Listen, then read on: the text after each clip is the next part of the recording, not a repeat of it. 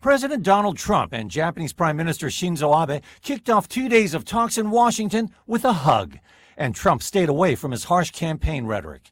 Abe said he was aware of Trump's decision to pull out from the Trans-Pacific Partnership trade deal, but he said the U.S. and Japan have agreed on a new framework for economic dialogue. James Gannon, executive director of the Japan Center for International Exchange, says Abe came to Washington to pave the way for a bilateral trade deal, among other things. Prime Minister Abe really put his neck on the line to get this Trans-Pacific Partnership TPP deal forward, to get Japan into it late, and they ratified it actually in the autumn. You know, the first country to ratify it.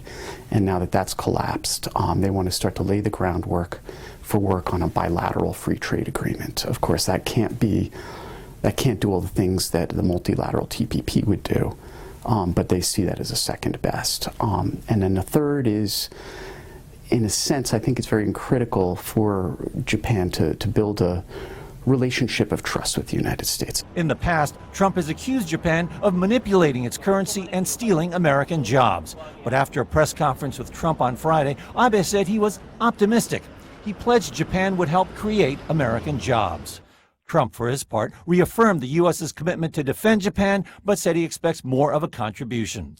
Abe said his country has already increased defense spending and pledged Japanese contributions to U.S. infrastructure programs. Reuters editor Kevin Krolicki. For many Americans, what happens over the weekend in Mar-a-Lago won't be at the top of the news. It may not be first in mind for many people. It is in Japan. This will dominate the news cycle over the course of the coming days, and people will be looking for questions of substance to emerge from this meeting, but also, they'll be looking at the optics. They'll be looking at how the two leaders seem to get on. That's very important. It's very important for Abe. It's, of course, very important, to Japan's interest, and I think this is something that will be hugely and very closely scrutinized. Abe and Trump fly off to Palm Beach, Florida for a weekend stay at Trump's Mar-a-Lago resort.